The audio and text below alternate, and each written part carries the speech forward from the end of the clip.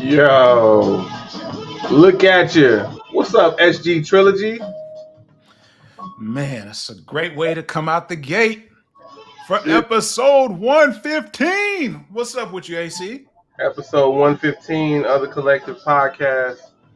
We in the building. Um, yeah, man, definitely excited to be back. Um, we're here, man. This is August 26, 2023. And like my man said, it is episode 115 of the Collective Podcast. And here we go. Thank you all for coming through, live viewers, people listening to a playback on one of the DSPs. We appreciate you either way. Like we get excited, like we go back and forth during the week and talk about how excited we are to engage in sports and culture conversations with you guys and with one another, but also with you guys. And so, definitely happy to be here for another one. How you doing over there, Trilogy? Man, I'm doing great, brother. As mentioned, we look so forward to this on Saturday mornings, and I was up early pre-gaming, just getting my mind right. And so when you came out the gate with a little Kanye this morning, I'm ready to rock, man. I'm ready to rock. I'm ready to have a good time. Yeah, definitely ready to rock, ready to have a good time. I have that, that intro that I like to play. So I'm gonna play this from my guy Ace Hood real quick, and then we'll go ahead and get into it. Loyalty ain't just when it's convenient. Like loyalty ain't when it's convenient. That's why I said what I said. People scream loyalty and loyalty and loyalty, but if he ain't give you that bag, he ain't create that opportunity, would you still be loyal to him? You probably wouldn't. You know what I mean? But it's convenient for you at that time to do so. So you gonna play your part and play the position. I'm just looking to connect with motherfuckers that's creative and that just want to build some shit not only for themselves but want to build it together. Like build this thing that's incredible because it all starts from here. You know, I look at Dre and all of the people incredible who done it before in the past. Like it started from ideas and somebody believing, a few people believing to say, all right, we're gonna do this. All right, we're gonna do this. All right, we're gonna do this. Bam. Here we go. All right, so we are here. How was your week, brother? How was your week? AC, man, I had a great week. A great week, brother. A great week. Man, I watched so many great games throughout the week. The Hmm. family's rocking and rolling. Last week, I talked a great deal about my sons getting the school year off to a great start. Hmm. And this week was a continuation of that, hearing from them. We do pretty much when I walk in from the office, we do a post day recap. And so to hear just how inspired they are and to hear them just detail their day, not just, yeah, we went to school and that was it, but to go into details of how their days went and the things that they learned. And even when running into conflict, how they resolved conflict or communicated with their peer group, man, it's great hearing from my guys. So it's been another amazing week, another happy week, and every day, man, just so happy to be a dad, brother. So it's been a phenomenal week. What about yourself? Yeah, so just as you say, Saturdays are always better with the Collective Podcast. I think I messed one word up. I don't think you say better. You you But you you did. um, how do you say it? Saturdays are best when you start them off with the collective podcast. The There we best. go. See, best is more extreme than better. We're gonna Best make is it. We're gonna make it top tier. This is a top tier experience, brother. Let's go. I see what you did there. It's about making it a top tier experience for you all. So this is the week. This is my week with Kayla. So I have Kayla every other week. So super excited to be in touch with her on a daily basis. Dropping her to school, picking her up, working through the homework, talking through what she learned, all of that. And, she wanted to go to the park a couple of days this week. So, we did that also. And yeah, just a great week. The week was good work wise. I closed a couple of deals for the job. And then I had several Asana tasks that I needed to get done this week for my virtual staffing business. And I got all of those done. And so, like, I'm really ready. I'm probably going to launch today, actually, the virtual staff sort business. So the week has been great. It continues to go. On the other front, I know y'all be checking in on me. Still no prospects. It is what it is. Hey, I'm fine though. We don't have to have prospects. You know, it'll come when it comes. I'm not rushing anything, and that's that. But yeah, great week overall. Looking forward to this. Oh, I got on the field on Thursday, so that final tune-up before my game next Saturday. You know, I got to work my position, so definitely excited about that. And I'll probably get on again just to do like a Chargers practice next week, but that won't be my position, so it won't be as helpful. It'll just be like seeing some plays. So yeah, but great week overall, man. Ready definitely to get into it. Awesome, awesome. So you're definitely ready for football season. The Yeah, cobwebs are off, the summer's over, and it's time to get in that gridiron. That's yeah, good. yeah, yeah. Yeah, It man. it was it was really good to be out there on, with two teams, with two different schools playing one another. So it wasn't, just an intra squad scrimmage. It was an inter squad scrimmage. So that was really good, to see the different personalities mesh. And, we threw three unsportsmanlike conduct flags because, they clearly wanted to make contact with other teams, which is fine, but we're not gonna have all the yapping and we're not gonna have the popping people after the whistle, after the play is over, all of that. We're not doing that. So, just to get them ready for the season, we need to get ready too. We needed to recognize what was a violation of the rules, violation of decorum rules, and throw flags on it. So, yeah, man, ready to get into it. So, yeah, man, Georgia, the great state of Georgia, where you guys used to be residents. Um, Talk us through what happened, man. Some about 45, something about some handcuffs, something about some mug shots, something about voices for 45. That bum, he's still in jail. Talk us through it, Sam. Man, it was 45. For those of you that don't know, we're talking former President Donald J. Trump. And with all of his legal woes or legal transgressions, the latest and greatest is in Fulton County, Georgia, also known as Atlanta. And the Fulton County DA, Fannie Willis, she's not playing any games. So, former President Trump has yet been indicted again.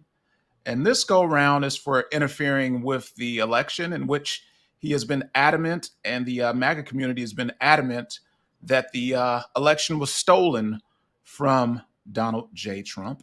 And there's been nothing to substantiate said claims.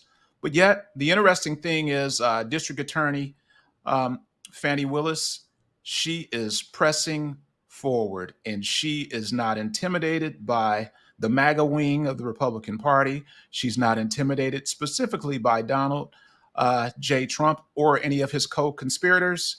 And here's a first. Just a couple of days ago, when Donald Trump turned himself in to the Fulton County Jail, shortly thereafter, there was his mugshot photo in which he had a grimacing look on his face as to say, "How dare you?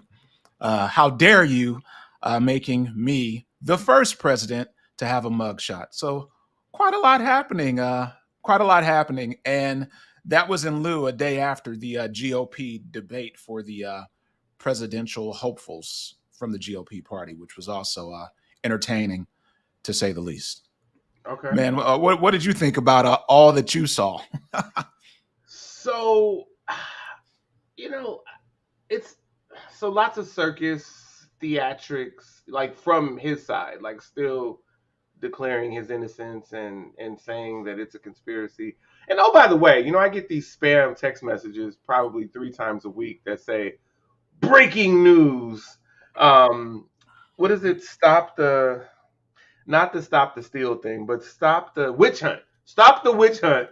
They're taking our leader, Donald J. Trump, down. These are text messages coming to me, and I look at them and I say, if you only knew, it's not a witch hunt.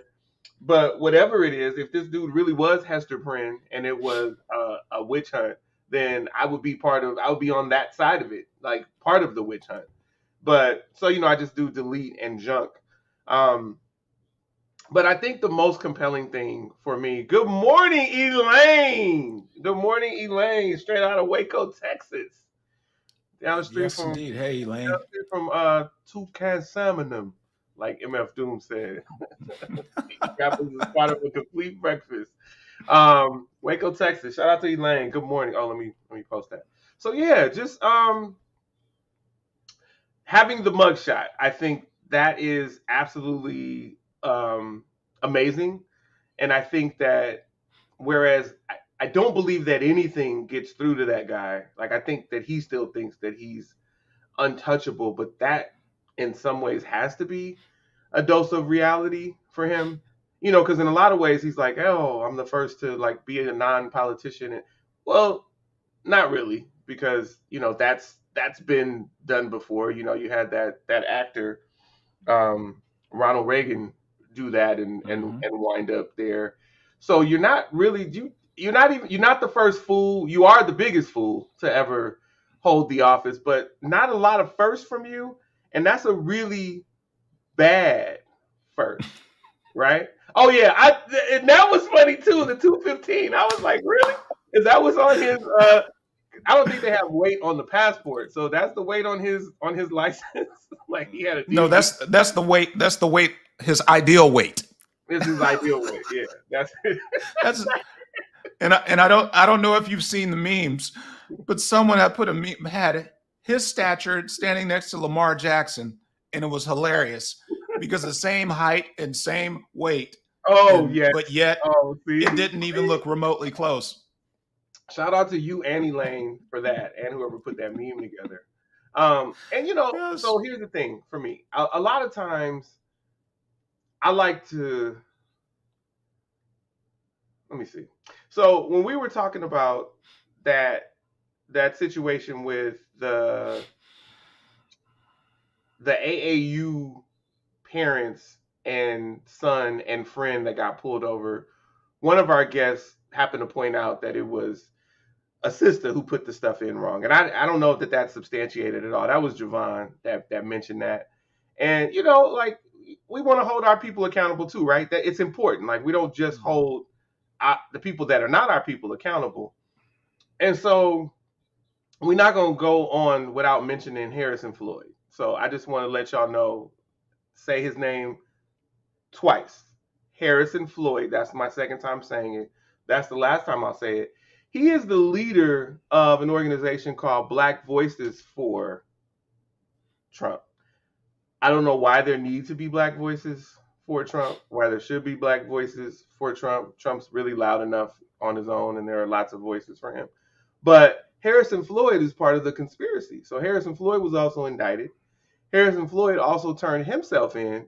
And there came a point in the night, on that fateful night, when everybody went into the Fulton County Jail, right? Went into the Fulton County Yes. Jail and got released. Well, he was the only one that didn't have a prearranged agreement.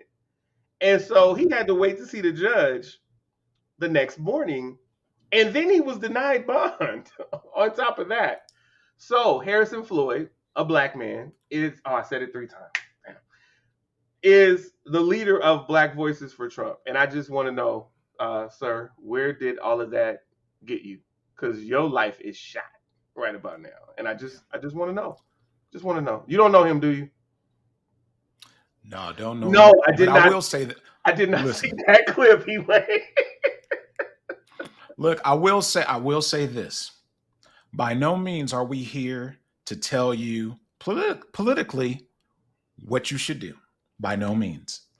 But any candidate, any person that has extremist views that are just, when a person can just throw blanket statements out there and there's never anything to substantiate what that person is saying, you should sit back and ask yourself, why am I supporting this person? So, as I said, we're not here to tell you which side of the aisle you should be on. But when a person is an extremist, you might want to really think about it. In the words of special ed, think about it. Think about Yeah. it. Think And about that's it. really About it. Think about it. About it. And that's really the thing. I that you nailed it. You nailed it on the head. Extremists. There's a lot of times when I'm like vetting people for relationships and stuff, we talk through everything's not black or white. Or that's my thinking. Like, and yeah, cheating to me is black and white. Like it's like there are so many facets of it. But beyond that, like you can have a difference of opinion but still be in the same realm. Like there are a lot of things. So anybody who's too far on a single side really does give me pause. And that situation there that Sam is talking about, we know that extremist view, and there are a lot of people that feel that way, those ways along with him, and it's really scary. If I may, have an aside, I was talking to someone the other day about the day after the election, when he became president, or when he was elected over Hillary Clinton, and the that extremist voice got a lot louder that next morning. There seemed to be a lot of those kinds of extremist people, or those kinds of extremists, poking their chests out, basically saying, "We not only did we win this election, but this is our country." I like to say again. This is our country again, and it was really scary, just to think of how the tide turned, and I was so happy that those extremist views didn't get reelected again. Like I'm not telling anybody how to vote, but just when someone's an extremist, and it's kind of scary. Um, yeah. So um, on you talking about on extremists, Elaine? You agree to disagree or something else?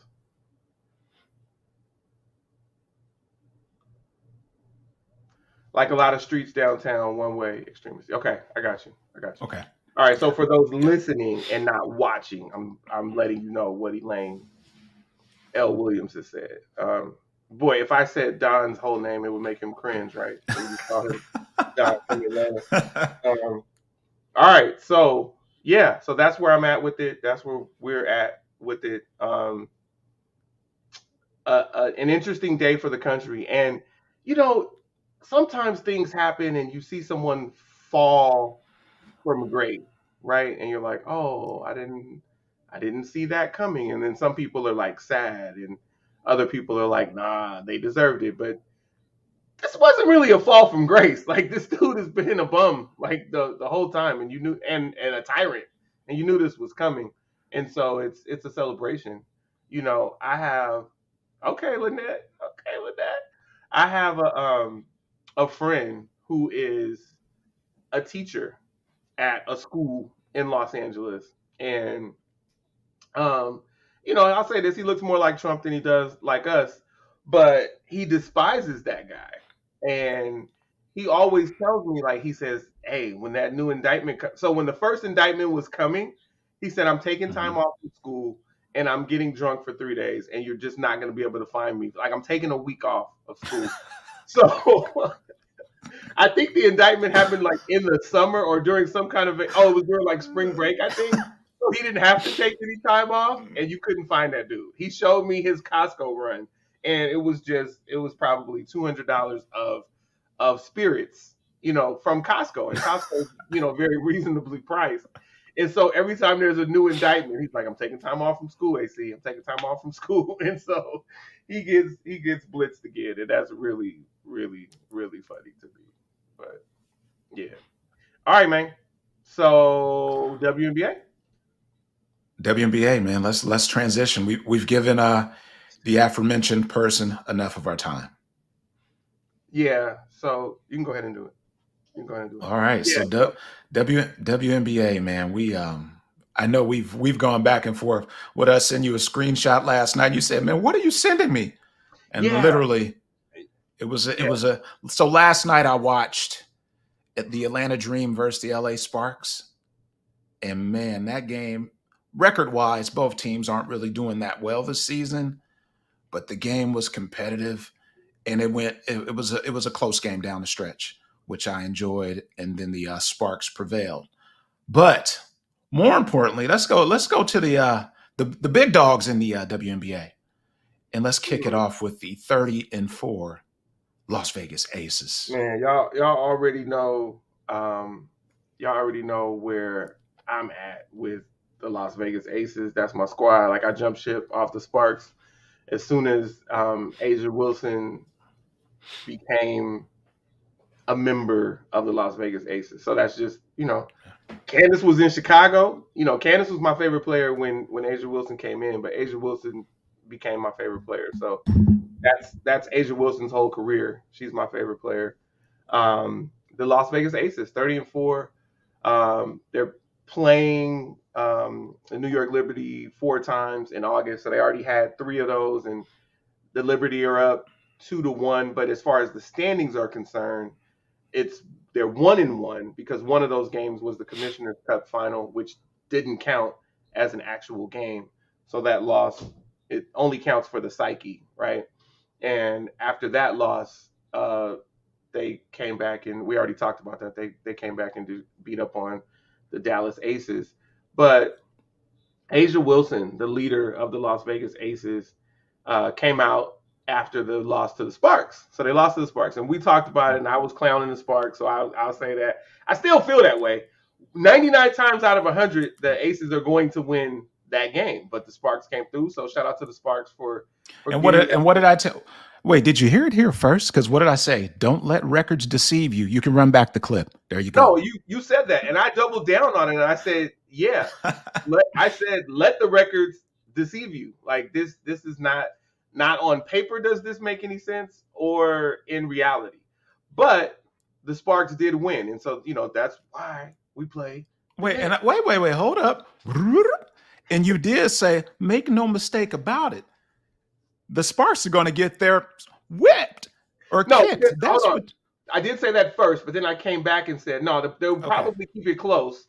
So I did. Okay, yeah, you did say keep it close because there is pride. It's right. This is not the right logo. It's still we still talking about LA, right? So there is guys. There is look, you see, we keep some LA pride going now. Yeah, there we go. I think Yo, man. I wanted to share something with you, man. Before we get too far removed from Asia Wilson, man, I've given Asia a nickname, brother. So moving forward, we're gonna call her Asia. Anybody can get it, Wilson, because she's getting buckets. She's getting buckets. So when we refer to anybody can get it, we're talking about Asia Wilson because Asia is getting buckets. So what was that? What was that standout game she had, man? Come on, speak about it.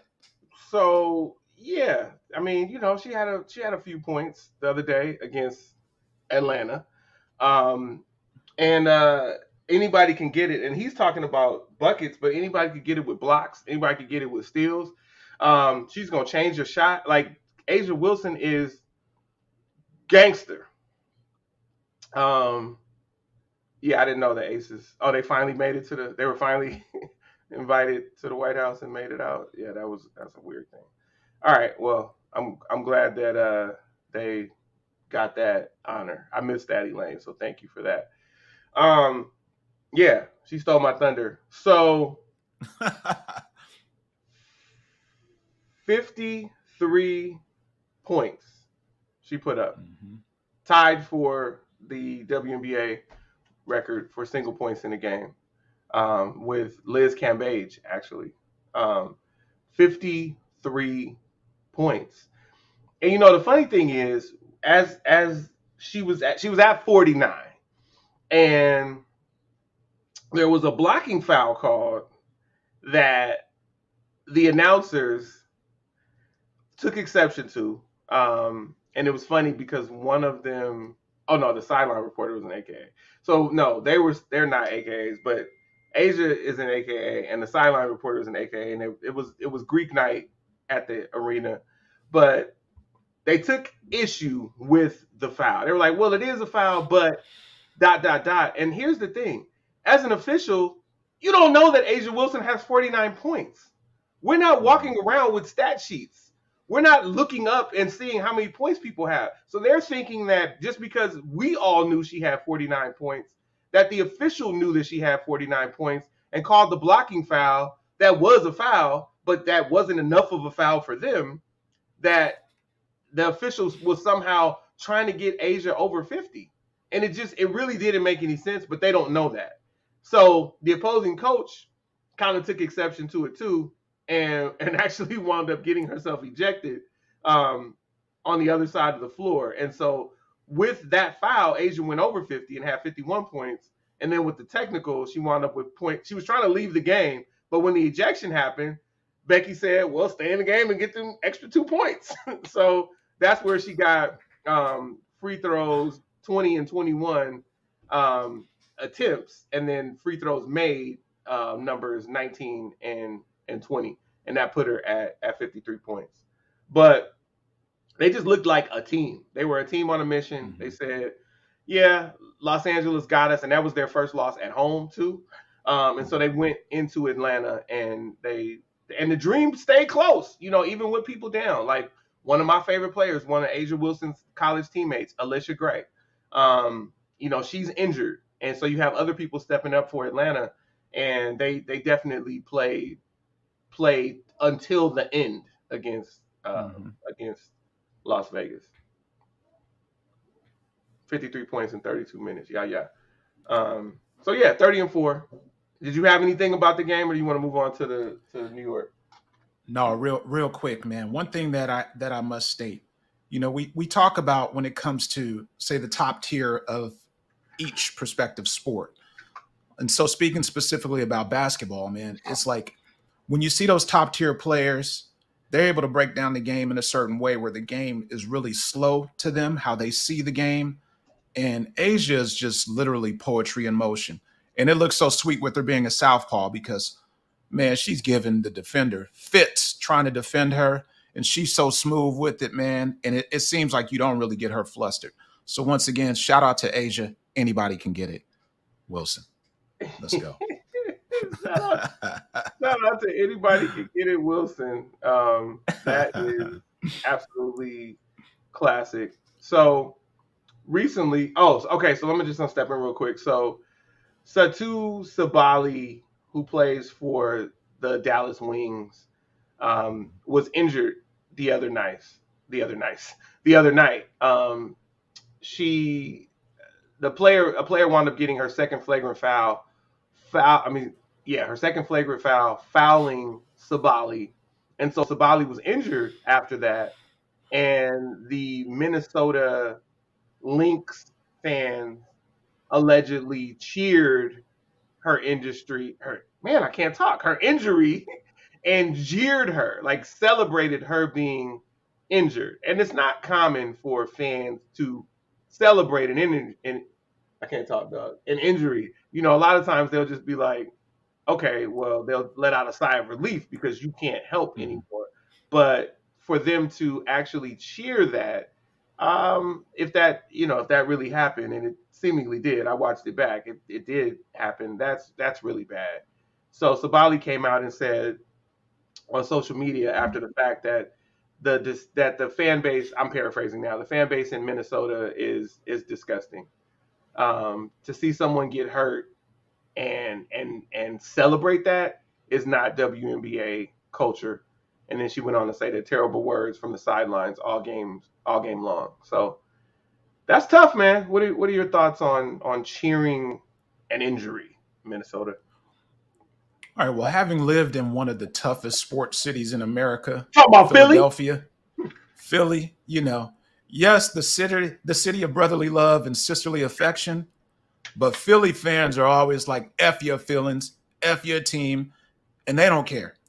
And so, part of that is it's classless because you can root for your team without rooting for anyone else to get injured.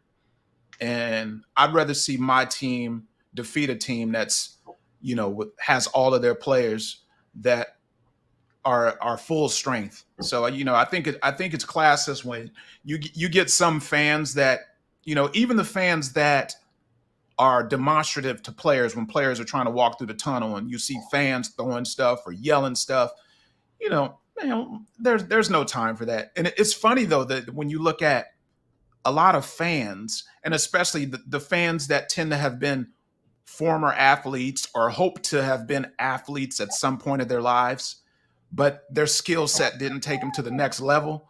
Those are always the funniest fans. I don't know if you ever used to watch this show called Pros versus Joes, and you'd have these guys and women that would say, "Oh," like case in point, I remember an episode where Michael Irvin was on the episode, and it was a dude that played defensive back in high school, and he's, Well, hold on. I can stop.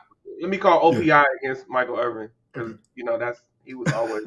Anyway, go ahead. That's what, but it was a guy that played defensive back in high school. I was a lockdown defensive back. Now he's 40 years old. Oh, Irv, I got something for 88. And to see this guy just get destroyed, and I'm not talking Michael Irvin when he was in his prime in the league. No, this is retired. Mhm. This is analyst / commentator. This is, I wear a suit every day, but I'm still in shape. And Michael Irvin destroyed him. And I say that all to say, yes, as a fan, you might get all courageous and you might have your Superman t-shirt on underneath your shirt, but these are professional athletes. On your Right. best day, you cannot defeat them. So stay in your lane. Yes, you can root for your team, but let's keep it classy, people. There's no need to root for someone getting injured. There's no need to be demonstrative, cursing at players, because I've even seen, there's someone on this podcast that isn't the biggest LeBron James fan, but you still remain to keep it classy.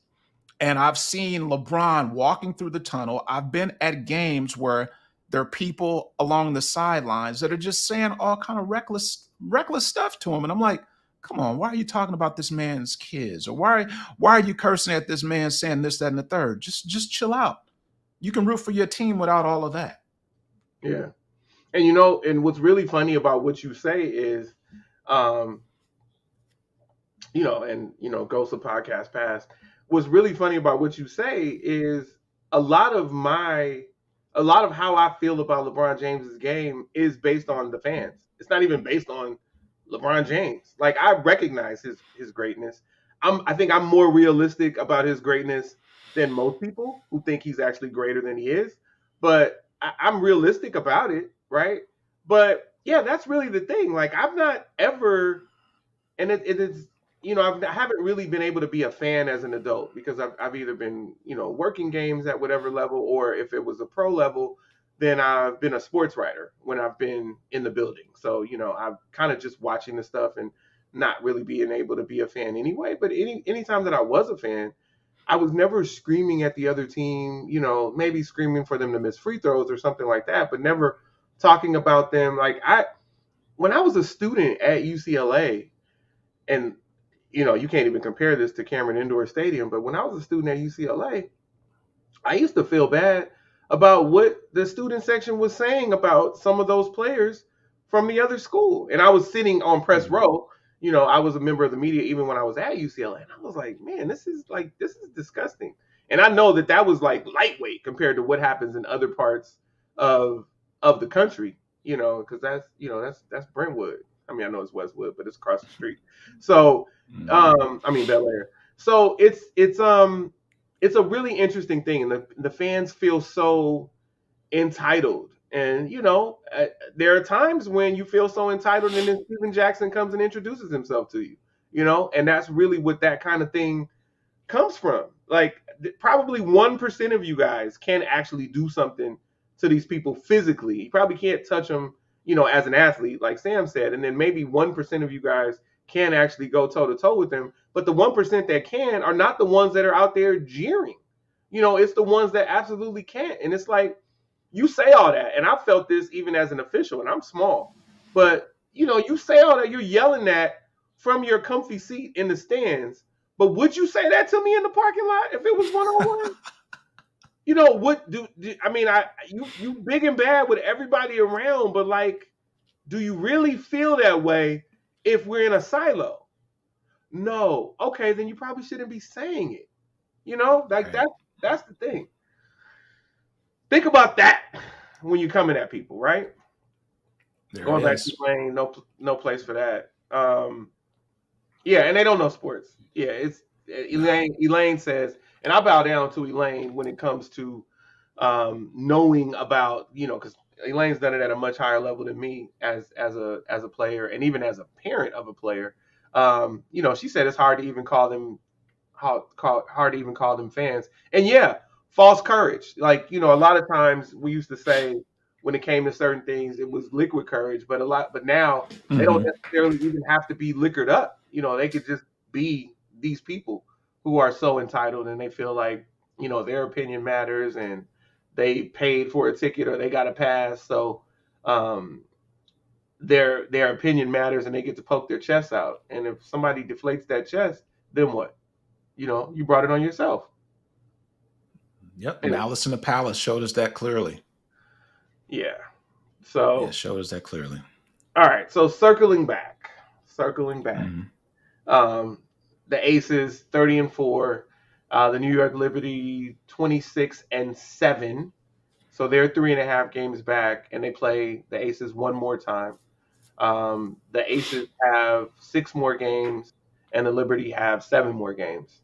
And then Connecticut is 3.5 back of the Liberty and 7 overall back of the Aces at 23-11. So those are your front runners. Um, the magic number for the Aces right now is 3, Hmm. and the magic number for the Liberty to lock down the number 2 slot is also 3. But we'll see what happens. I fully expect the Aces to have home court advantage throughout. So yeah. Oh, Very that's well. the 30 wins is the most wins. Oh yeah, because they have because the season went to 40 games, so there are more games available. So yeah, so that Elaine is telling us that the Aces have um, they've set the WNBA record for wins in a season at 30. And so, we'll see. Next year will be where we really gauge it because you'll have one season with 40 games and however many wins they have. And it could be like 36. And then we'll see, how that stacks up the for seasons to come. But right now they have the record at 30. First team to ever do it. Boom. Wow. Yeah, yeah. All right. So Wow. you're keeping it on the hardwood. What's up with your guy, brother, man? He called he called your former news director, Daryl Morey, a liar. Um, he called him a liar and said that it's an interesting choice of words, right? I'll never be part of an organization that he's part of, as he's part of the organization that he's a part of. Like he's there. You're under contract, right, for Philly. But those were the words. And the WNBA, the WNBA, I can't talk today. The NBA came down and said, "You are fined, sir." So $100,000 Hmm. fine for James Harden. React. Man, so for those of you that don't know, James Harden is on his world tour right now with Adidas. And so James was recently, where was he? In China? Was it China? Yes. Yeah, I think it was China. And so James was at an event, an Adidas themed event, and he took some time to say some disparaging things about Daryl Morey. And he said definitively, he is a liar. The man is a liar. He lied to me. So James Harden was hoping for a sign and trade. And it sounds like, according to James Harden, that they had a verbal agreement that this is something that would have been done. But I learned a long time ago, verbal agreements and handshake deals, you always set yourself up for failure when you think in your mind that business can be conducted in that manner. So now that James Harden continues to be a member of the Philadelphia 76ers, he was hoping to take his skill set elsewhere. And since that has not happened in an expeditious manner, James Harden is in his feelings, and he is repeatedly saying disparaging things about Daryl Morey. So with that being said, James, sorry, buddy, 100K out of your pocket. I know that's a drop in the bucket, but when business is conducted, business indeed needs to be conducted, and you should have had that on paper. So there you go. You're gonna have to hurry up and wait, buddy. You're gonna have to hurry up and wait. And this thing is gonna get uglier before it gets better. So let's get the popcorn popping and let this thing play out. Okay, so here's the interesting thing for me. And listen, I'm never one that's going to come in to defend management. Um, Generally speaking, like there are certain people who I'll defend to the death, but generally I'm not going to defend management. But I want to respond specifically to what Sam said. Well, let's say it is on paper. When you Mhm. talk about a sign and trade, I don't think it matters because you have to have another suitor who's going to agree to the trade. So unless it was sign and trade, no matter what, we don't care what we get back for you, which would be fiscally irresponsible. Then I don't know. Unless it's a thing like they just gave up and they said, okay, we're no longer working on this, and maybe that's what it was. And so I don't know the parameters of it, but and first of all, shout out to James Harden for being from Los Angeles County, right? That's number one. I'm not a fan as a player. Like I hope that beard grows so intensely that he can no longer even see because he says that he's not going to shave it until he gets a championship. No, I don't really care. I don't really care that much. I didn't like him in Houston at all, and then outside of that, I don't really care. Like I didn't like what Houston was presenting as a team. I don't really care. Like if he got one in Philly, I wouldn't have a problem with it. Like I don't have a problem with that organization. Too bad that Doc's not there anymore, but 75% of y'all don't really believe in Doc anyway, so that's a really interesting situation. Um, but it could be that they gave up on it, and so that's what he's talking about. So, um, okay, go ahead. Let me do this. Let me look at what Elaine said. Go ahead. All right. So Sam, go ahead. another thing, as it yeah yeah as it pertains to this whole Harden fiasco, I mentioned it before. In order for that to happen, in terms of him being traded, like if I'm a GM with any other team, I couldn't see me depleting my roster to trade for him.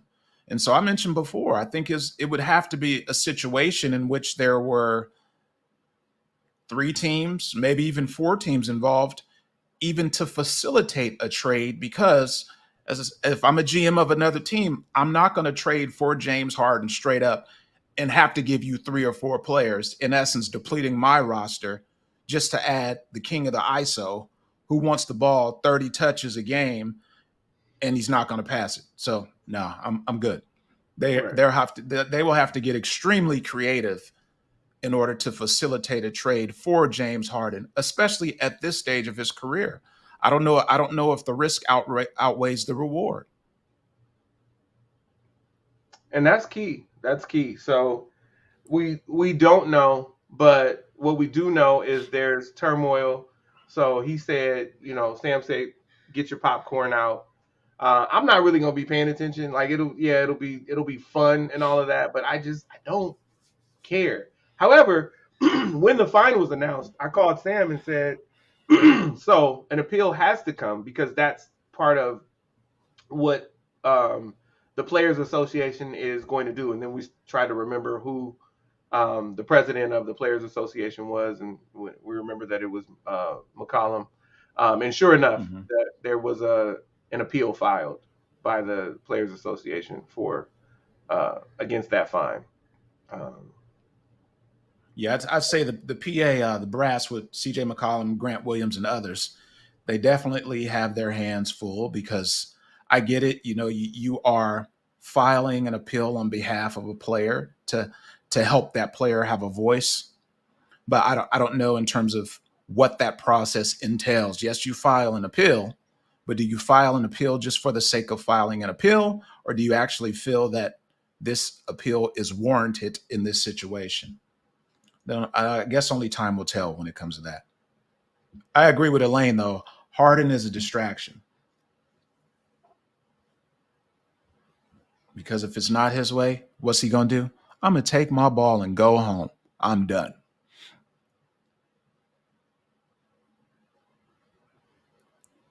Wow, y'all hit him with the take my ball and go home. Well, speaking of Elaine, she promised to send us some video that she wanted y'all to see, and she sent it. So get your popcorn ready. It's a short one. Hold on a second. Did I hit the wrong thing? I hit invite. So let me share my screen. I'm going to share a tab with this. What is it called? Hold on. Let me find out what it's called. Is it just the video? Yeah. All right. This is from Elaine. Can you see that? You can see it, right? Yes. I can see it. Lying. Why you always oh my God. Stop fucking lying. Always lying to me. Why the We'll watch it again. lying? Man. Why you always lying? Oh my God. Stop fucking lying. Always lying. Man, I have to say this. Look, I have to say this. Elaine is the real MVP. Elaine is the real MVP. You heard it here on the Collective Podcast. Elaine is the real MVP. Thank you for that, Elaine. Elaine for the win. I mean, they say internet for the win. I say Elaine for the win. I mean, like what? I had no idea what she was sending to us, and that is just. I mean, thank you, Elaine. Thank you. That's what I can say. That's what I can say. You for the win. So, Yes. all right, man. That's lovely. That just brings me so much joy. Yeah, right. I mean, it brings me so much joy. All right. Let's go on to baseball. Oh wait. No. I see you snuck something in there, and I see what you put. I'm not taking that bait. You go ahead. Stephen A. Smith got on his damn soapbox and started talking about the little homie Steph Curry. The little homie. I mean, little compared to the people he plays with, not compared to me, because he's definitely towering over me. But the little homie Steph Curry is the greatest point guard of all time. Stop it. Just stop it. But I'm not going to say what you put in these notes. I'm not doing that. But somebody sent Stephen A. Smith a text message to set him straight. I'll let you introduce the topic, or I'll let you expound on the topic. Go ahead. All right. So we talk culturally as sports fans. We always have to have a conversation on who's the GOAT. Who is the greatest of all time? Messi. Listen. And in this particular instance, we're talking about the NBA. So that conversation happens repeatedly. You get those that are part of the Michael Jordan minions. You get the LeBron minions. There are a host of minions that. Why are we doing this? Look, there are a host of minions that support whoever it is for whatever reason that they have. And the difficulty in doing that is, how can you take the NBA, which has been in existence for more than 60 years, so 6 plus decades of NBA basketball, and how do you definitively say that one person is the GOAT? So the conversation at hand that we're speaking of between Stephen A. Smith a couple of days ago, it came about in terms of the greatest point guard of all time. And as sports fans, greatest point guard of all time in the NBA. There was a lot of banter that Steph Curry is the greatest point guard of all time in the NBA. And needless to say, Steph has done some great things in his career. Individually, as the leader of the Warriors. But let's be real. If you were building a team, if you were a GM building a team, and it came down to drafting Steph Curry, and we're talking if they were in the same draft, If it came down to drafting Steph Curry and Magic Johnson in the same draft, and you have 6'9" out of Lansing, Michigan, floor general that can do everything, as opposed to a 6'2", and I'm saying 6'2", given some grace, Not 6'3", shooting. 215? There you go. There you go. Shooting guard, who's a ball dominant shooting guard out of Davidson. Who would you build your team around drafting? So there are people, and I think it might be a generational thing, or there's some old school fans that have bought into it. And so the asinine comment or statement that was made is that Steph is the greatest point guard of all time, greatest NBA point guard of all time. And I think at that moment, my head literally exploded because I said, what? And so there were those saying that with Steph being the greatest point guard of all time, in my eyes, that discredits point guards of the past that have been amazing point guards that are part of the NBA top 50. And so Magic Johnson specifically is one who comes to mind that if I was drafting to build my team around someone, it's no way in heck that I'm going to choose Steph Curry ahead of Magic Johnson. AC, you're in this one. Let's go. Yeah, so Magic Johnson is the GOAT. But, like, that's a whole different story. Like, I love Steph Curry, right? I have 7 pair of Currys in my closet. His shoes, Under Armour shoes. Do you need me to send a dumpster to your house? No. You stop. So, and I love this dude, right? And yes, the greatest talk needs to stop. Like, this was the problem. I hate when we call people Hall of Famers and all of that while they're still playing. If you want to have that talk after they retire, oh, he's going to be first ballot. Like, that used to be the argument. When someone retired, during those 5 years, are they going to be first ballot? That whole thing. Now it's, yes, they're a future Hall of Famer. Like, why do we have that term while people are playing? I didn't even like it. I didn't even like it for Kobe. I didn't like it for Kobe because it's like, yes, he's going, but like, let him finish his career. Rest in peace. Let him finish his career. Like, that was the thing. So for Stephen A. Smith, and by the way, I did meet him in, what was it, 03? No, what was the year? New Jersey against San Antonio. That was 03, right? Yeah. So I met him in Jersey because I was out there for games 3, 4, and 5 of the finals. Cool dude back then. But, like, come on, man. I know that a lot of times he says stuff for shock value, and we used to say that people were shock jocks when they did that. But he actually says a lot of things that make sense. So that takes me to, he probably really does believe this.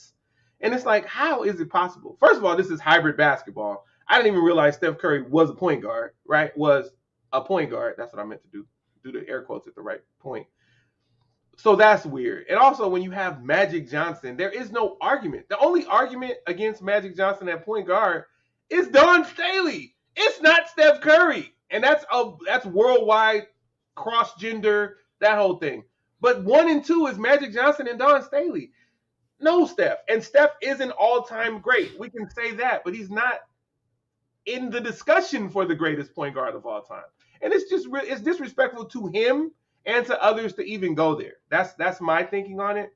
And I want to drop one little caveat from earlier about my lack of love for LeBron. My guy does love LeBron. Like, they best friends, right? So I want to be clear that Money Green 23 really does like LeBron. So it's really hard for me to not when he likes him so much. So I just wanted to throw that out there. I don't hate the dude or anything like that, But circling back to this is nuts. So Michael Jeffrey Jordan sent a text message to this guy, Stephen Smith, with an A in the middle, and said, allegedly sent a text message, because I'm still kind of wondering if that's cap. That early in the morning, he sent him a text message. I don't know. Maybe. You think it could be cap? So don't you think? Okay, so he didn't show it, but he also said that Mike told him, yeah, and you can share this on the air and da-da-da. So I believe it, because I feel like Mike could have just sent something out after that saying, no, I didn't. Like, I didn't do that or whatever. So I don't know. But yeah, I mean, we can speculate about it. But the point is, it's correct. This is not a discussion, but it is a discussion point, right? Because we're now talking about it on the podcast. But this should never have even come up. So yeah, it's one of those things. I don't know. I don't know. Did I put him in? I mean, I didn't bring up LeBron. So Yes, you definitely decided you wanted to go for the umpteenth week of mentioning your guy. I'm not even going to mention his name, but you had to mention your guy. dude, you said 45's real name. We could definitely, and I didn't even say Money Green 23's real name. So look, come on now. Say my name. Say my name. You're terrible, man. You're, in the words of Chuck, terrible. You No, are man. terrible. Listen. Yes. Listen. Shout out to Draymond Green, and I'm gonna throw you for a loop. Shout out to LeBron James. Bam. Wait, what? Shout out to LeBron James, one of the greatest players of his era, and one of the greatest players of all time, and still playing. Shout out to Whoa, this is mature of you, buddy. Listen, I recognize. You know what I'm saying? Wow. Like, I think I shouted out Bill Laimbeer last week. I can't shout out LeBron. I mean, look. First of all, after calling Bill Laimbeer a bum, you said, "Well, he's actually not a bum," and then you shouted him out for what he has done for the WNBA. So, my goodness, you're maturing in real time, right before my eyes. I'm so proud of you, brother. Yeah, I'm so proud of you. He's an NBA This is bum. amazing. Hey. Look, for those of you that do not know AC has his convictions, and when he is committed to something, he is truly committed. So to hear him say these things, man, I'm proud of you, brother. I'm very proud of you. Great job. Look, great job, Kayla. Should I take it a step further? Should I shout out the Ghost of Podcast Pass? Or that's too much? We're not gonna do that. Remember that. All right. Yes. So look, although I've probably provoked you in some way to do that. You know, I mean, it was gonna be a real shout out though. You know, shout out to Black fathers who have helped shape me. There you go. As a father. There you go. That's so under that umbrella. That's commendable. Under that umbrella, my dad, Sam, Mike Tillery, Trey Hobson, Rodney Saucier. Let's throw Roland in there, Marlene's husband, Roland Wright, and more. Shout out to y'all. Shout out to my cousin. Shout out to Jason. Like, I mean, there's people. So here, under the umbrella, shout out to people today, right? All right. Major League Baseball, talking about Black fathers. Kenny Williams, the great Kenny Williams, the great executive Kenny Williams, the great baseball player Kenny Williams, has been fired as an executive. He was the executive vice president, or one of the executive vice presidents of the Chicago White Sox. And the guy under him, Rick Hahn, was also fired. Sam, do you know why the White Sox fired these people? Brother, I think what's more, the question for me is more so the timing of the firing. So you're firing him this late in the season for what? Like, all right, why don't you wait until the season adjourns? Or do you already have individuals in mind to fill those spots? I always kind of look at the timing of when something happens. So at this late juncture, are they doing it so offloading them so that they could definitely start that recruiting process, or do they already have individuals in mind? I was shocked to hear both of them at this time. And I'm at a loss of words. Like, okay, why couldn't you wait until the season was over so that the team could continue to press forward? And no, I understand that they expect it to be in better shape, but yeah, I don't understand the timing of both firings. So thank you for that. So it's almost like, and this may be kind of a minority opinion here, but it's almost like they look at Lance Lynn and they're like, oh, he's thriving with the Dodgers. And by the way, he came from the White Sox at the trade deadline because the White Sox were sellers and the Dodgers were and other contenders were buyers. That's what they call it in baseball when the trade deadline comes around. If you're out of contention, then you either stay put or you become a seller, meaning you're selling pieces of your team that other people would want because you're trying to either get capital back or trying to get draft pick capital back. So capital either monetary or draft capital or younger players who can develop in your system later. And Lance Lynn was one of the White Sox that went over to the Dodgers. And actually, everybody that's come to the Dodgers at the trade deadline has done something spectacular for the Dodgers already. And so I don't know that had anything to do with it, but did it have something to do with it? Like these like Lance Lynn in particular, I don't have it in front of me, but I think he's either 3-1 or they've won 3 of his 4 starts, or they've won 4 of his 5 starts. I can't remember which one it is, but like they're thriving in his starts. And I think that he either has a loss or they lost one of the games that he started, and it was because of that fateful 7th inning. So that's actually the 7th inning, so that's not even his loss. But yeah, like, is it that, or because like you said, the timing is crazy. Like they're 50 and 79 now. When it happened, I think they were maybe, I don't know, it was probably 2 or 3 games ago. And it's a weird thing. So shout out to DJ. That's a good question. What's up, DJ? Or as Kayla calls him, Grandpa DJ. This is Kayla's grandfather. So shout out to DJ for coming on the show. So the MLB does have its own version of the Rooney Rule. It's called the Selig Rule, like after Bud Selig.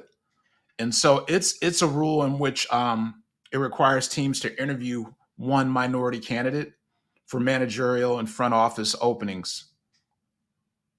But I don't. It's funny though when we talk about these rules, air quotes, of course, these rules that are supposedly in place. I wonder how often when minorities are brought in for interviews, if they're even viewed as viable candidates or more so looking at, let's just go ahead and check the box so we can say we at least interviewed one. Because that's where I think the problem often happens where, all right, yes, there are certain rules that should be fail-safes to ensure that everyone has an opportunity to interview fairly, but are you bringing them in for the right reason because this is a viable candidate? Or as I said, are you simply bringing them in so you can show in terms of metrics, well, we interviewed X amount of candidates and X amount of them were minorities? So I think it could be a tinderbox, but also I think it's kind of a double-edged sword because it really does depend on the organization and it depends on the time.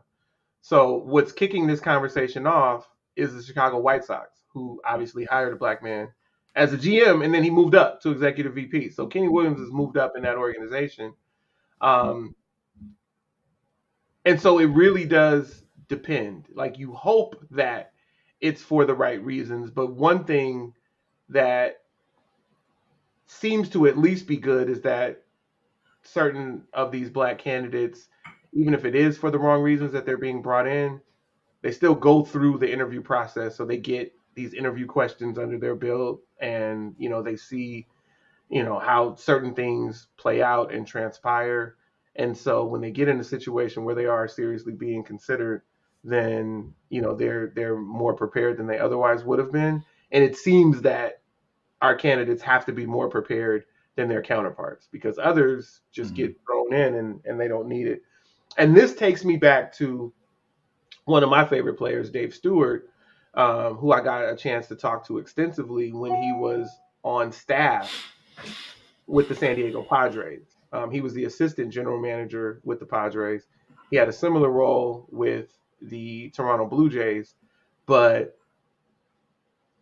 he mentioned that he wasn't seriously being considered for the GM role. Like he had interviews, but it was almost like he was the token candidate, or it was like he was the token candidate, or he was the token candidate and not getting the job. And just a phenomenal baseball mind, and he's one of those that definitely did make the game better and could have continued to, but he couldn't get over the hump, and in the interview process. So it's really tricky. Um, well, the pro leagues all have, well, not soccer, but the other pro leagues all have about the same amount of teams. So, but it's in each of their leagues. But yeah, it's one candidate. That's what the Rooney Rule is, and so the idea is that the big thing is you can't just put someone in place when unless they're a minority candidate. You could just put them in place, like they did with Todd Bowles in Tampa. There didn't need to be an interview or anything like that. It could just happen because they are a minority candidate. But beyond that, if you want it to be someone who's not a minority, then you have to go through the interview process. Um, I don't remember what it was like in Washington, but Ron Rivera was going to be the guy, but he's a minority, so it didn't really matter. And at some point, we got to talk about not Byron Leftwich, Eric Bieniemy leaving Kansas City to take on a new challenge to see if that can like help his prospects of becoming a head coach. So we could talk about it another time, but I want to talk about that. So put that on the list. So shout out to Kenny Williams. I mean, shout out. I don't know about Rick Hahn, so I don't necessarily want to shout him out, but I'm sorry that you guys got fired. And from a selfish perspective, thank you for sending those players to LA before you guys left. They're helping, man. All the naysayers that said the Dodgers didn't know what they were doing. Y'all got Andrew Friedman effed up. I keep saying that in this space. I keep saying that in this space. Y'all got that dude. Y'all got that dude messed up. He didn't make the moves that y'all wanted him to make, but he made the moves, right? So here we go. He made the moves that matter. He made the moves that matter. So hey, nice segue. So Shohei Ohtani has something going on with the shoulder area, maybe the rotator cuff area, and he's shut down for the rest of the season as far as pitching is concerned. And so you're thinking, is he actually injured? This dude had a night last night. This dude, so the jury's out on whether or not he's going to need a second Tommy John surgery.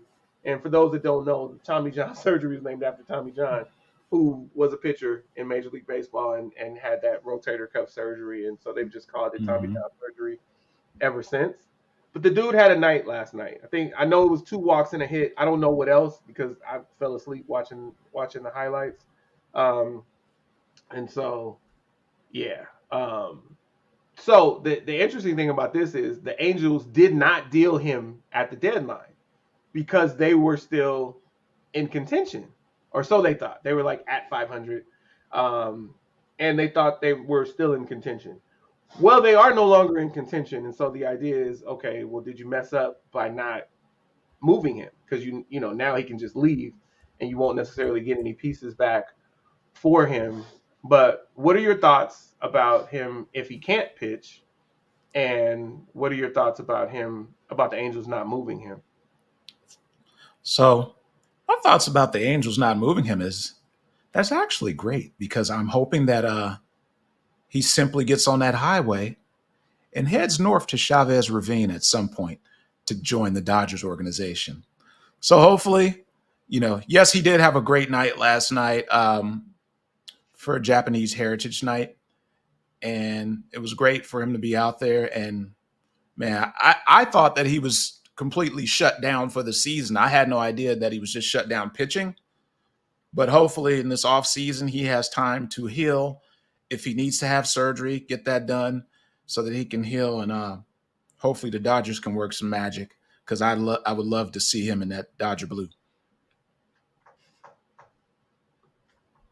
All right, so thank you for that. So interestingly enough, I'm asking the question as Grandpa DJ is asking the question. So there you go. There's your answer, DJ. So yes, I do think his value is going to go down because if he's not a pitcher, then he's not a unicorn. Um, as a pitcher, he's a unicorn because he's a great hitter and a really good pitcher.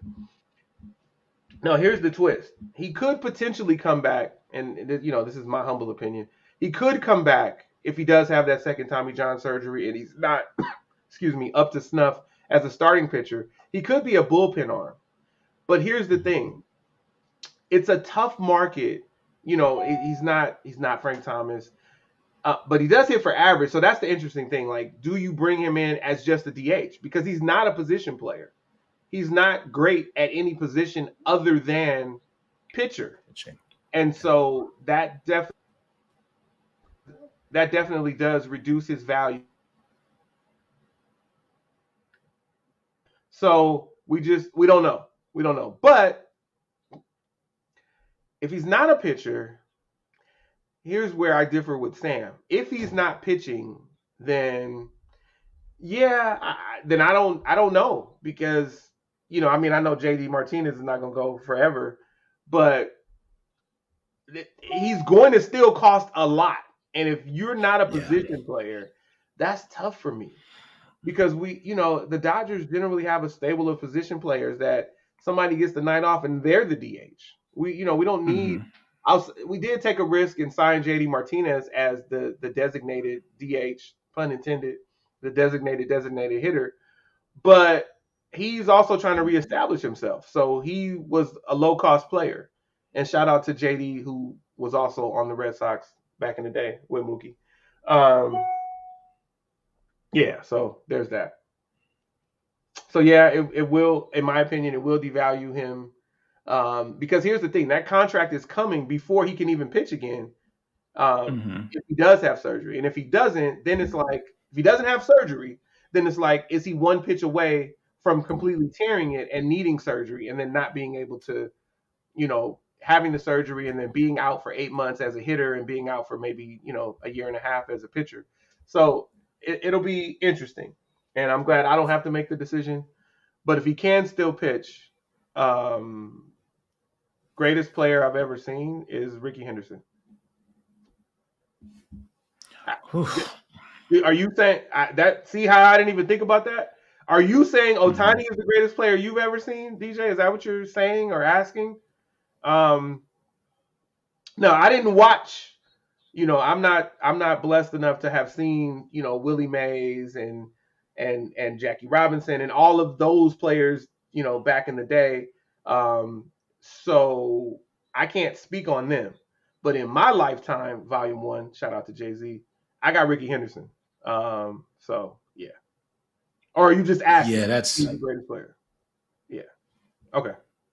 He's just asking. I thought he was saying Ohtani. Okay. Nice topic. You want to weigh in, brother? Yeah, I'm not going to be silly and say anybody who's still playing Mookie. No. Like for me, I'm probably going to I'm gravitating towards Ken Griffey Jr. For me. That was my guy. Yeah. Yeah, that was my guy there. And guess what? Ken Griffey Jr. is 3 for me, and Pedro is 2. So that's if we're talking about position players, then Griffey is 2, and he really could be a 1A for me because I loved Ken Griffey Jr. I loved everything about him. I loved him. Other than the teams that he played for, I loved everything about him, and I really wanted to see him win. I really. My second close second to Ken Griffey Jr. was Crime Dog for me. Okay. Fred McGriff. Fred McGriff, yeah. Oh, I love you moving to Atlanta.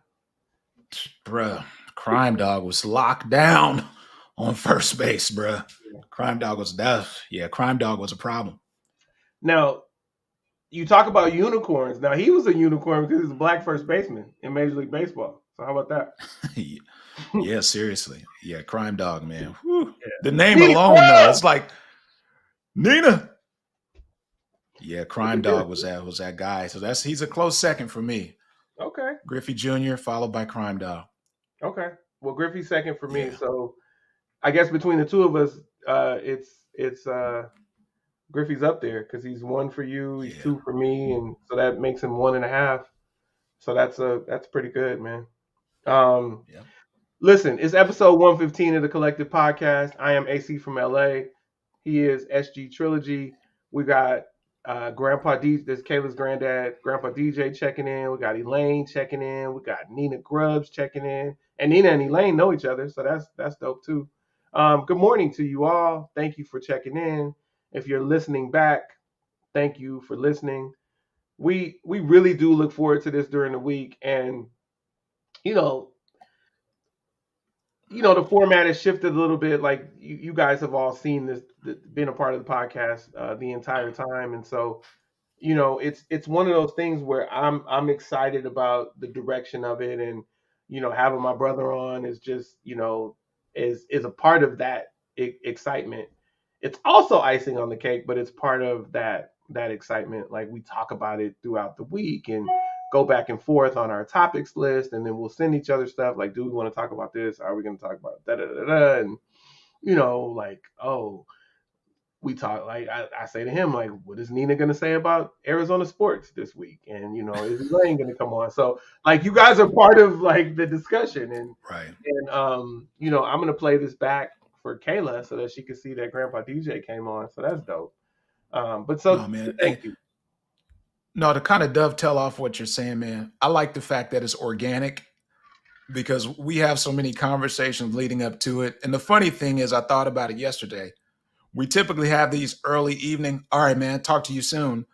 But then the rest of the night, we're texting sports Yeah. stuff or news or whatnot. So, no, it's great that it's organic and that we're both passionate about the Collective Podcast, man. So, thanks again for letting me rock with you. Yeah, man. Welcome, man. Thank Yeah. you for coming through. Definitely glad to have you. And this I feel like the lineup is set, and we're rolling.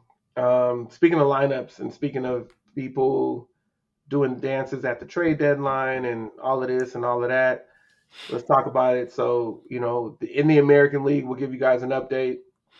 Baltimore is the first in the American League to 80 games, 80 wins. I'm sorry. So they're 80-48, and they're the number one seed right now.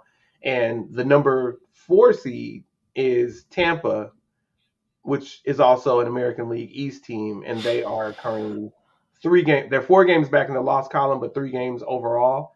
So they're really the 2 teams that are battling for the 1 seed. Because when you look at the 2 seed, which is Texas, they're 7 games back, so they're probably not going to catch the AL East winner. And then whoever loses the AL East, it looks like they're going to be the 4 seed because they have a pretty big lead on whoever those other 2 wild card teams would be. So Texas is 2, Minnesota's 3, Tampa's 4, Seattle's 5, and Houston is 6. And then the funny thing about Houston and Texas, when you talk about that, Texas is the 2 seed right now, but they're 2 games up on Houston in the loss column and 1 game overall. So it looks like the winner of that division will probably be the 2 seed, and the loser will either be the 5 or the 6. And then whoever comes in second in the AL West, it looks like will be right there. Oh, well, that is the AL West. So no, it's not. It's the Central. So yeah, So whoever comes out of the, am I missing something? No, I guess it is the AL West. Okay, so yeah, whoever comes out of that, those other 2 teams are going to come out of there. So right now, Seattle and Houston. And then on the National League, the Dodgers trail Atlanta. Atlanta was obviously the first to 80 wins. They're 83-44. They trail by 4 games. Four games overall, and it was 12. So the Dodgers are still, trying to walk them down. Atlanta's not like laying down, if you will. But the Dodgers are still gaining ground because the Dodgers have had an amazing August. that continues, with their 7-3 win over the Red Sox last night in the return of Mookie Betts to Fenway for the first time. So Atlanta, the Dodgers, and then Milwaukee, 12.5 games out of the best record in the National League. So they're 12.5 behind Atlanta, but they have a stranglehold on the third seed right now. And then you have Philly, Chicago, and Arizona. So that's Major League Baseball for you. And by far, without question, we could argue GOAT this, GOAT that, but the greatest team of August 2023 is the Los Angeles Dodgers. There's no argument. And yeah, there you go. Oh, all right. DJ, have a great weekend. Love you too. Appreciate it. Thanks for coming through. Yeah. All right. Anything else about baseball before we move on to the league? Yeah. So question for you, AC. Uh-oh. So as the president of the Mookie Betts fan club and a current Dodger fan, but yet a former Red Sox fan, how do you feel, or how was it for you to see the Dodgers play against the Red Sox? I'm just curious. For you, is it just that now you're removed from the Red Sox fandom, so it doesn't really mean much, or how do you feel about it? Because I know the love you have for Mookie, and I know the admiration that you had for the Red Sox for 2 decades plus. Goosebumps. It was like I don't know, man. I be channeling these people, so I felt like Mookie felt like, thanks for the ovation. I'm back. I gotta pummel y'all. What it brought back was a lot of the flashbacks, right? So seeing him in a Red Sox uniform, seeing a lot of that, and then hearing him talk about the difference in the cultures of the fan bases and how, like, in Boston, it's win or else, right? Like, you have to be a great player every night or they're going to let you know about it. And in LA, it's different. It's like, yes, we want the organization to win and we want everybody to do well, but if you have an off night, it's all good. Like, we're still cheering for you. So he talked about that, and he said, he didn't have to experience any of that. Like, he never felt anything negative from them because he was always, a top tier player, but he just talked about how when you're not, and then he talked about the business decision, which saw him leave Boston to go somewhere, right? Because it was like, we're trading you, we don't know where. And that's when I left, and I said, okay, if they really do pull the trigger, then I'm going to the Dodgers as a fan, and then Mookie will still be my favorite player, no matter where he goes. And at the time, it looked like he was going to the Padres. When he wound up going to the Dodgers, it was a match made in heaven because I'd already committed to becoming a Dodger fan. But to see him go back to Fenway, I just needed him to do well, and I needed the Dodgers to win. So all of that happened. And to see them, and the town of Boston is a lot of times looked at as a racist sports town. And they've had some of that. Like there have been some fans who've used the N-word in Fenway for certain players. And so there is a lot of disgusting behavior, but to see them overall give him a standing ovation last night was great. And then on the flip side, one of your guys was Verdugo, right? He came from the Dodgers in that trade.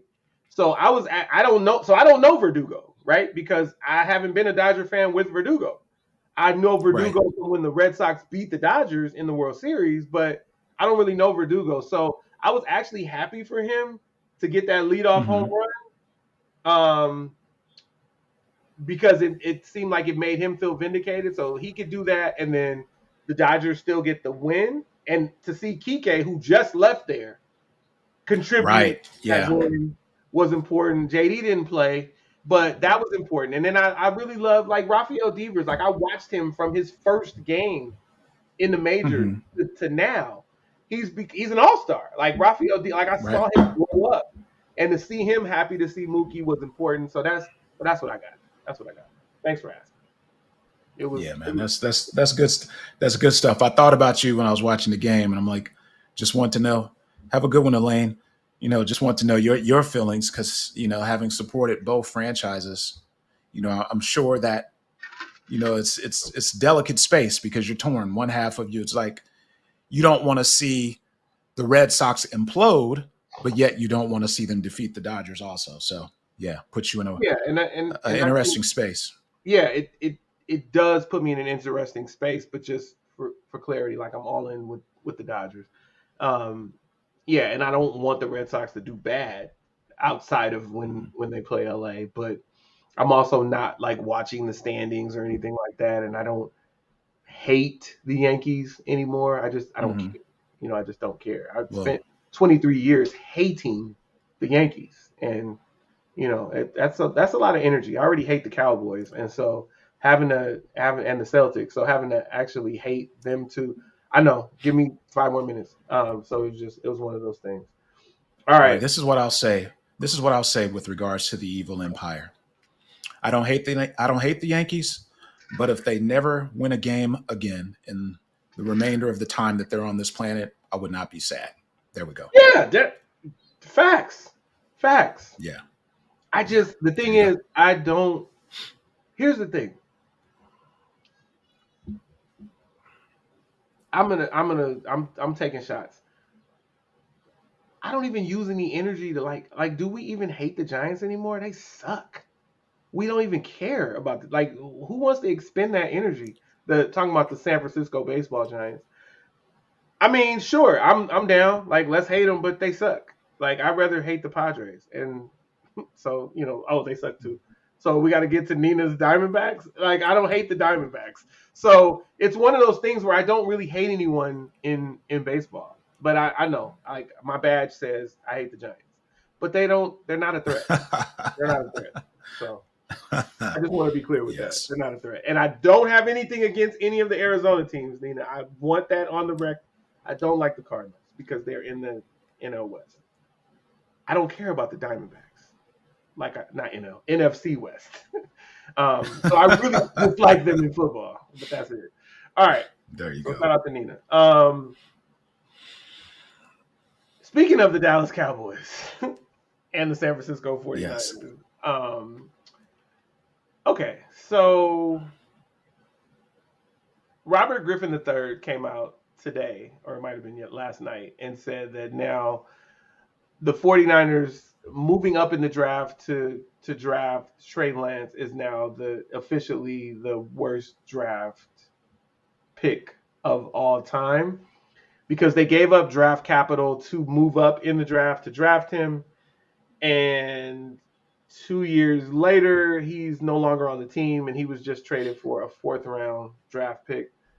And so he was traded from the 49ers to the Cowboys once he was demoted to QB3 this week. So it's Brock Purdy, Sam Darnold, and now Trey Lance is gone. I don't want to speak. It's a touchy subject for me. And I tend to get defensive and want to say something about Robert Griffin III's career, but I won't. Yes. Because we could talk about draft pick, top draft pick busts and all of that. And like for Trey Lance, you can't. I'm sorry, dude. It's no way that you can say that with regards to RG3. I'm not saying it with anyone. I'm not. Okay. Because you're right now you're kind of teetering the line. Well, here's the thing. Well, this is what I want to say. So from a 49ers perspective, we don't know that they were wrong. It didn't work out, but Trey Lance could still be great. And so what I'm saying is I'm not being defensive of the 49ers. I'm being defensive of Trey Lance as it pertains to Robert Griffin III. And again, I'm not calling anyone out. We just don't know what's going to happen with Trey Lance. Trey Lance can have a 15-year career. And then we would start talking about, well, what did Robert Griffin III fizzle out? I'm just saying, like, I know he's paid to make these comments, but I got defensive. And so I think I'm going to refrain from responding because it's not my fight. But it's just interesting. It just makes me think, oh yeah, I forgot all about RG3 and the whole. Okay, but if you're gonna teeter the line, If you're going to teeter the line, let's go there. RG3 was also set up for failure with Mike Shanahan's system, where RG3 was not protected. RG3 was encouraged to run, and he ran himself in the ground. So can you fault? In Washington? Yes, in Washington. So can you fault RG3 for doing what he did? No, that's what Washington wanted him to do until they didn't. And when they didn't want him to do it any longer, he was injured. So that's not like, in terms of talking the skill set. No, it wasn't RG3's lack of skill set. It was the system that he was in that ran him in the ground. Okay. And mind you, this is coming from a person who is not a Washington former name of the team fan or a current name of the team fan. Yeah. So, since we're here, so here's the big difference in the two draft picks, right? One was drafted by a bottom feeder, and the other was drafted by a Super Bowl contender. And so that's important. So it was like, it's win now with Trey Lance, so much so, like, we believe in you, we're getting rid of Jimmy Garoppolo. Let's go. And then he got injured, so that trial season wasn't able to happen. And now there isn't, we can't do it again. And Brock Purdy and his 6 starts and he was 5-0 in his finishes, 5-1 in his starts because he didn't finish the 6th game. But now you're saying something. You said it was in Shanahan's system, so maybe his comments are pointed because this is a Shanahan system. Even though it's not Mike Shanahan's system. But shout out to RG3, who is a black quarterback. Still a unicorn in 2023, which is absolutely ridiculous. Okay? Shout out to RG3. It's interesting what you say there about Shanahan systems, though, isn't it? I'm glad you were able to weave that thread in there, because that's what I was sprinkling out there. That Shanahan aspect of it. But let me say, I just want to be clear. Okay. Mike Shanahan, who we didn't like at all, because that dude, Denver, like, we don't like Mike Shanahan. He produced Kyle Shanahan, and Kyle Shanahan, in my opinion, is one of the maybe 2 top football minds in the NFL. Now, there may be some under wraps that we don't know about yet, but for established people, Kyle Shanahan is the guy for me. So I'm gonna leave it at that. We can keep going. Like, all right, so really quickly, let's have a moment of silence for Caleb Farley's father. Caleb Farley, let's have a moment of silence for his father. Caleb Farley's house exploded with his father inside, and his father passed away. And this happened in Mooresville, North Carolina. So we'll have a moment of silence for Robert Farley.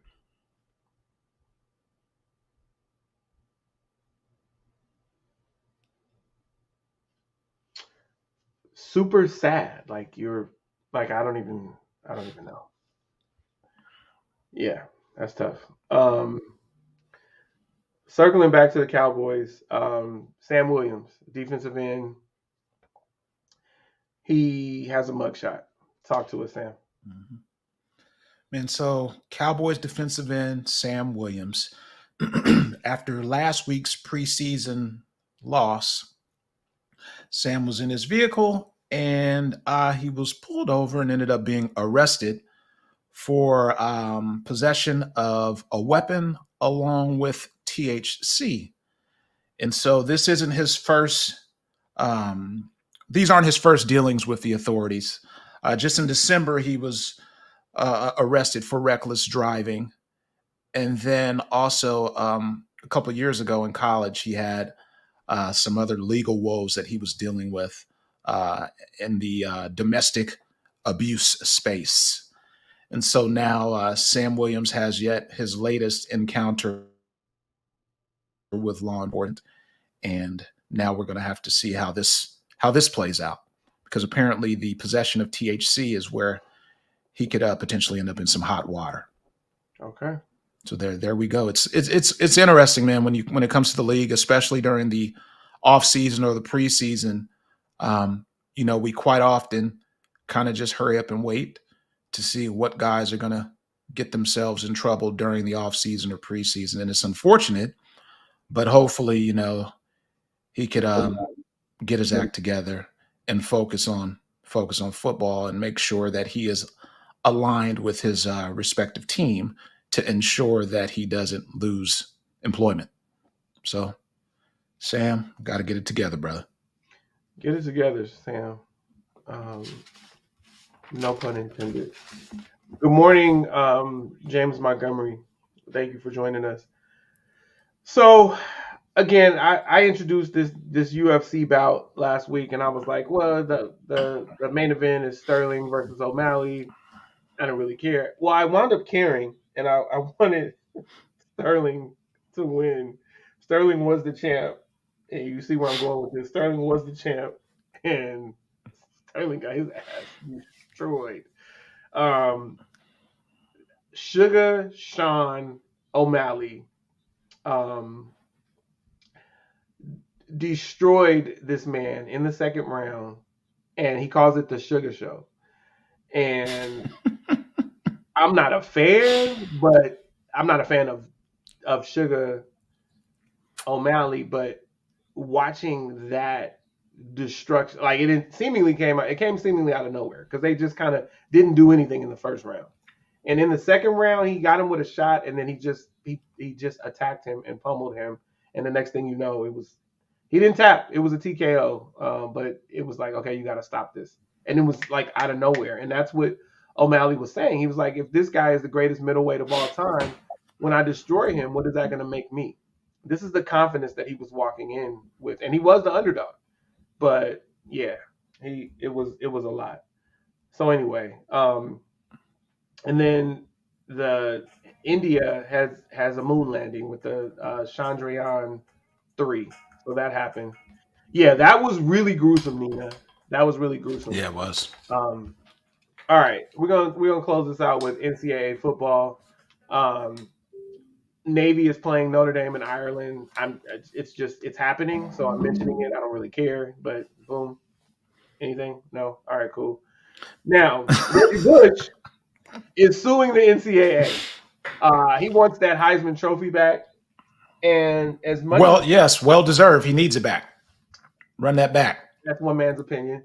And as much as he went to SC, right? But I'm objective here. He does need that back. So, I can laugh about, and it's not even funny like that they took it from him and all that, but especially now with the way things are, you really need to give that back to him. You don't need to give them any wins back or anything, but you need to give him. Wait a minute, man. You were maturing right before my eyes, brother. I said, as much as I don't care for Reggie, like, yes, give it back. Like, he earned it. This is not. I'm not joking. I'm not saying he doesn't deserve it. We might have to deem this as being the breakthrough podcast, brother. You are just setting aside your disdain for organizations, for teams, and players. Oh my gosh, bro! I'm proud of you, AC. Okay. So this brings me. You've never seen me smile this big, man. This brings me so much joy. You're so funny. Wow. So speaking of 49ers system, there was a young guy by the name of Harbaugh that left the 49ers and went to the University of Michigan. And Sam is going to take this one because Sam wants to dive a little deeper or dig a little deeper. It depends on if you're on land or on the sea, if we're digging or diving. That being said, talk to us about Harbaugh and the suspension. Yeah, Nina, I agree. Right, so you should. You don't like Harbaugh? As we go ahead, man. Look here. Oh, breaking news just came across real quick. Josh Jacobs, Raiders agreed to a 1-year deal worth $12 million. So when you said breaking news, I thought you were going to say that there was a witch. I thought it was a text message and it was a witch hunt. And no, man, the Raiders have shored up their ground attack. No, so as we look at the University of Michigan football and Coach Harbaugh, and his suspension as a result of what's been deemed as lying as it pertains to recruiting. Let's not be naive.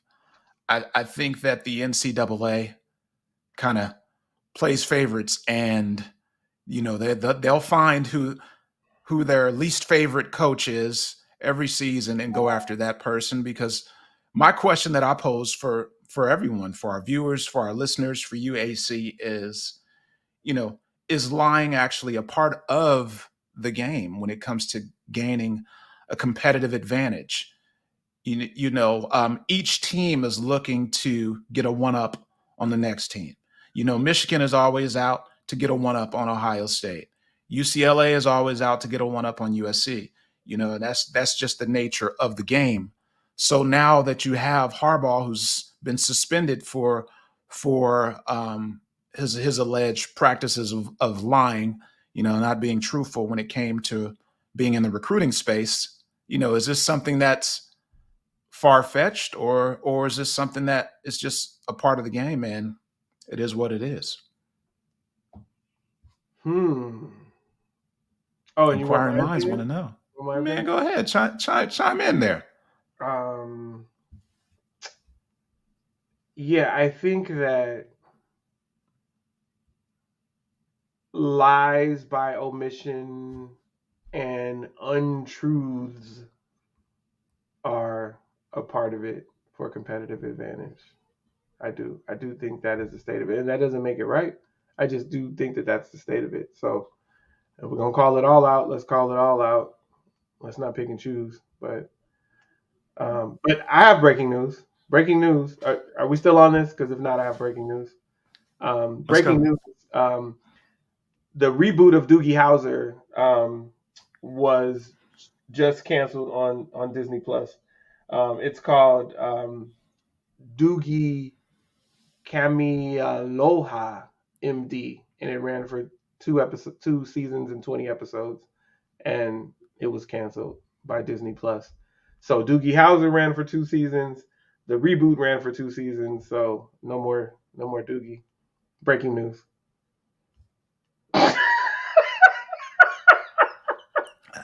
So my breaking news is not as important as what's his name? Josh Jacobs getting a Man, contract. don't even try me. What's his name? Come on, bro. Come on. Seriously, that's what we're doing? I mean, What's his name? I know QB1's name.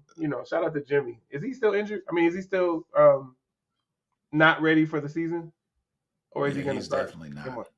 Okay. But when he comes Hopefully he'll back, be ready. I'm down with your QB1 because that's my guy, Jimmy G. Jimmy G. You're terrible. What's his name? Okay, I we'll just revisit wanted this. to, I Don't didn't worry. want to butcher. I didn't want to butcher it. No, you know what you're doing. You know what you're doing. I didn't want to butcher it. No, you're not provoking me on this beautiful Saturday, brother. No. I'm not letting that happen. I can't go for that. Shout out to Hall and Oaks. Close out.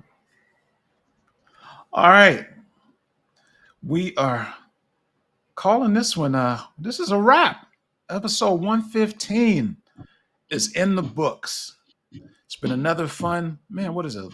Man, time has flown by. What they say is time flies when you're having fun. And this has been a good time today, man. I'm going to leave our listeners and viewers with this. It's almost an extension from my sentiments last week about allowing yourself to dream and putting some actions behind said dreams so that those can become your reality. This week's theme is protect your space. Protect your space. Quite often, we had a talk yesterday, AC, and I was on my soapbox in terms of, quite often you are connected to so many people on social media. And these people can be friends, associates, family. And you truly get to see who people are when it comes to you stepping out on a venture where you're asking for support. And all those people that are around, a lot of times they're just around, but they're not showing you support. But don't allow that to discourage you. Keep pushing forward because, in the words of Biz Marquis, at some point when you start to thrive, they're going to catch the vapors. So protect your space.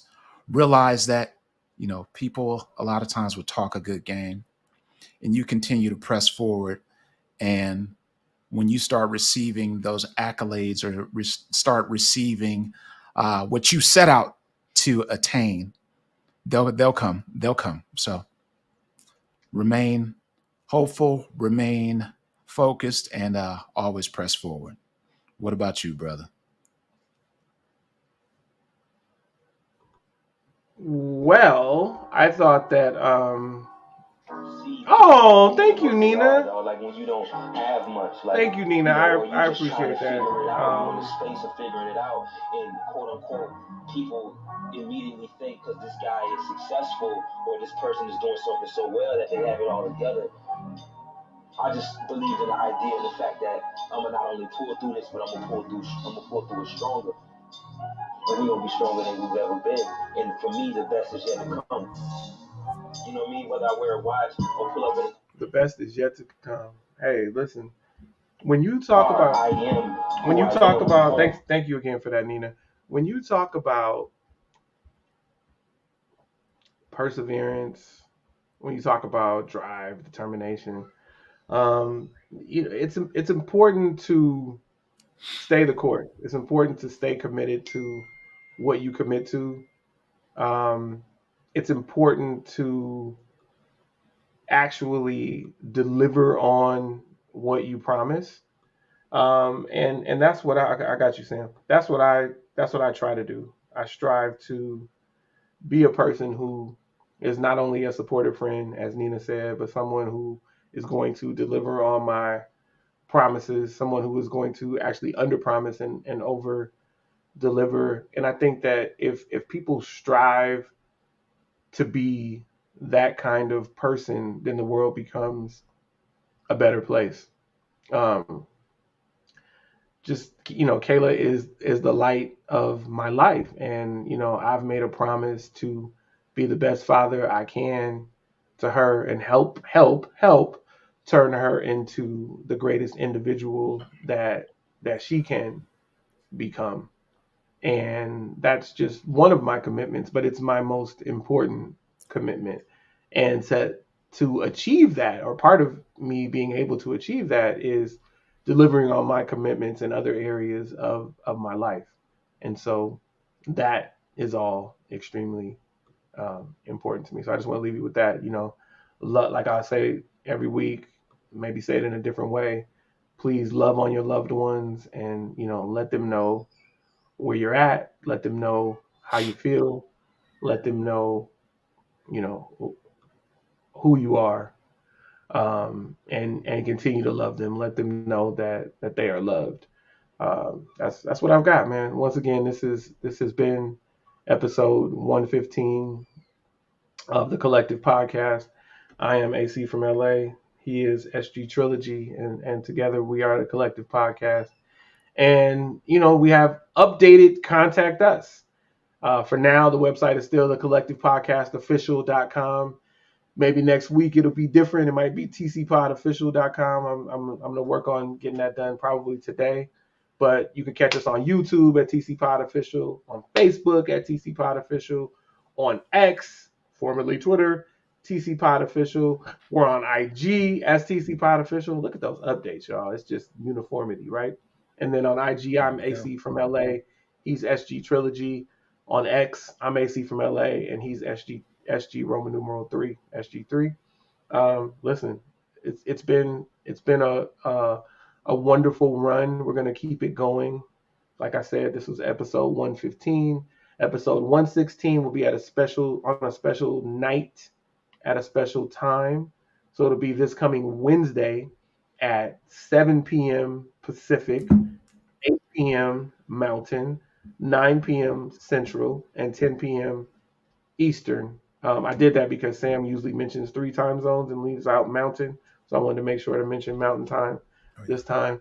So yeah, 7, 8, 9, and 10 on this coming Wednesday will be episode 116, and we will not be on next Saturday because we're doing the Wednesday episode. All right. So thank y'all for coming through. Episode 115 of the Collective Podcast. I am AC from LA. He is SG Trilogy.